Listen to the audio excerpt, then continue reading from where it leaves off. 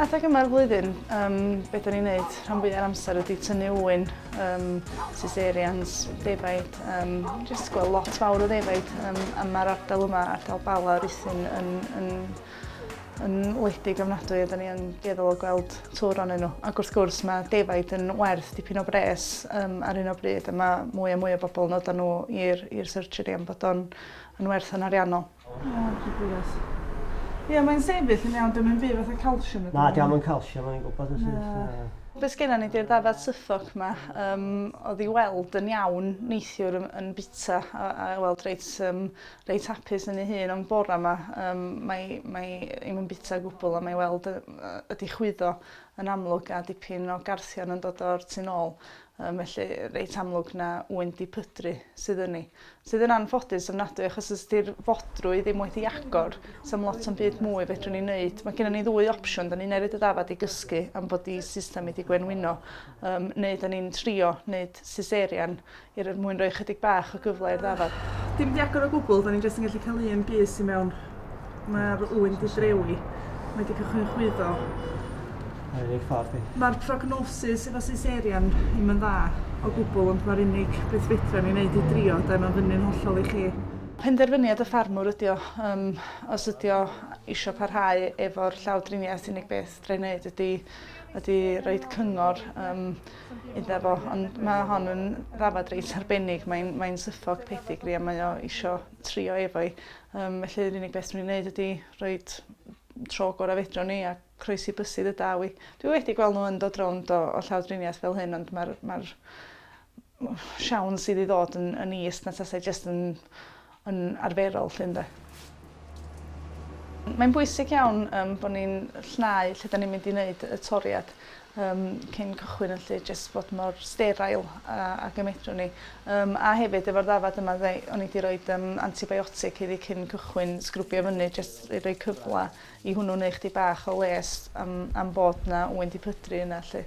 Ie, wedyn, be o'n i'n poeni fwy amdan efo'r ddafad yma oedd am bod i di chwyddo, yn gorfod bod hynod o ofalus yn torri drwy'r y cyhyr rhag ofn i ni dorri mewn i rhywbeth megis y stumog neu'r llestar oedd reit o dan y cyhyr, felly jyst gorfod bod yn ofalus.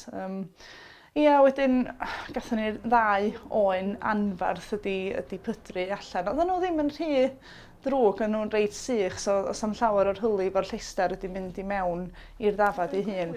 A wedyn jyst trio pwytho y llestar mor ofalus a posib, rhoi 2 lear i mewn yna, jyst fel bod o ddim yn gollwng achos o syth na rhywfaint o'r hylif gwenwynig sydd yn y llestar i'r abdomen. Sam gobaith o gwbl, mi fydd wedi marw mewn 2 ddiwrnod. Ie, maen nhw'n gwerthu dda, yndyn? Be sy'n bwysig cofio efo ffarmio ydy na busnes ydy o ar ddiwedd y dydd a mae'n gofyn meddwl am yr ochr economaidd cyn bwrw mlaen efo llawdriniaeth sydd ella ddim o fantais ariannol yn y bon. Efo'r ddafad bora yma, oedd hi'n ddafad reit werthfawr mewn ffordd, felly o meddwl gwario ryw 70 punt, felly mae'n siŵr erbyn darfod i roi siawns iddi yn rhywbeth oedd o fewn dwylo, o fewn cyrraedd y ffarmwr mewn ffordd i fynydd â fo os oedd eisiau trio. Ie, a sy'n ddafad bach Gymraeg llai o werth, ella sa'r penderfyniad ydy bod yn wahanol, so felly mae gwerth yr unigolyn yn dod i mewn iddi. Mae'n goblin o sioc i'w system i cael un allan, de.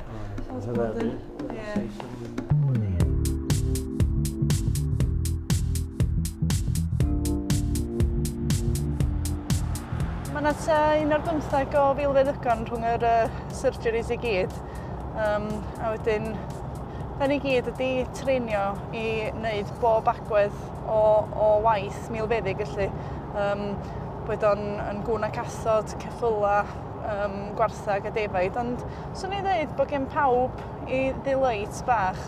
Yn eileit un bersonol ydi gwaith ceffyla, ella'n deillio'r ffaith bod gennym ni cymaint ohonyn nhw adra.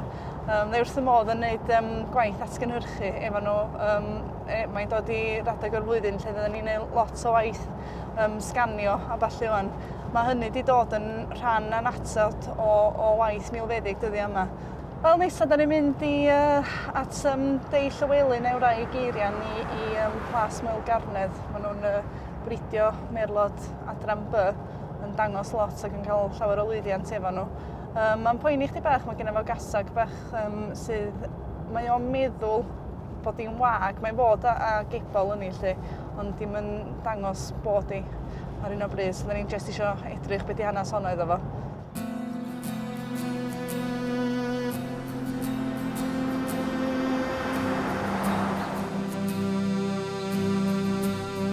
So poeni bod hi wag, da chi, David? Wel, o'n i gweld hi'n rhedeg o gwmpas nhw arwn y cae wrth ysbys yma. Ie. A dwi'n ame fod hi'n cario ciw, de. Ie. Ond dyn ni'n ffeindio allan o handi, fel gellu ti cyfro eto. Ie, nothol. I chi gyrru stalwn iddi reis handi, de. Ie. Mae'n edrych yn dda, ynddi? Wel, yndi hwrach. Mae'n un ar 20, ynddi? Yndi. O, bach chi. Diolch yn ei bod. Ac yn dda, yndwyt? Dwi'n lwcus mae'n un hawdd iawn i wneud efo, de.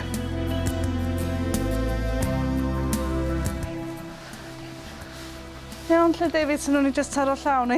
Iawn. Mae'n hogan dda, dy.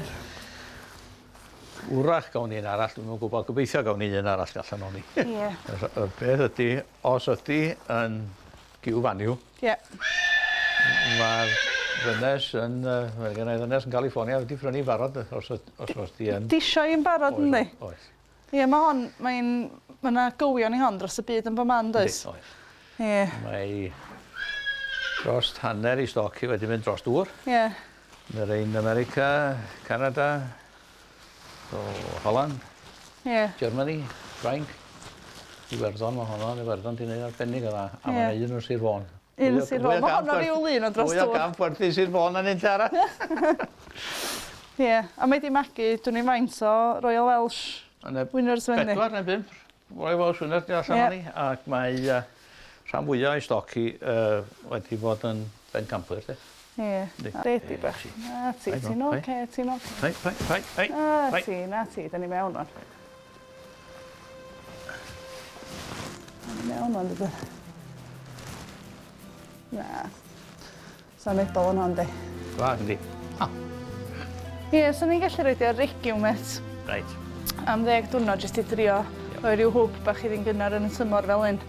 A wedyn rhoi stalwyn iddi wedyn. Ie, na fo. Ie, so ni'n checio o ddwrnod ymlaen ar ôl gwrffan yr regiwmet jyst rhag on i chi cholli, ond maen nhw fel arfer yn dod i mewn rhwng 3 a 5 diwrnod. Wedyn nhw'n ni sganio i bythefnos ar ôl di orffan cymryd stalwyn.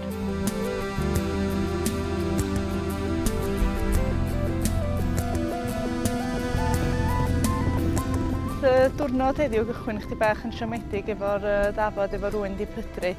Ond mae o'n rhan anatod o'r swydd weithiau, mae pethau'n siomedig a wedyn cael dod allan i rwla fel hyn i Plasmel Garnedd i weld y merlod a neu pyn o waith felly. Yn codi calon rhywun chdi bach a cael wneud be dwi yn mwynhau fwyaf, sef gwaith ceffyla yn enwedig gwaith atgynhyrchu. Da ni yn wneud dipyn o hynny fel practis.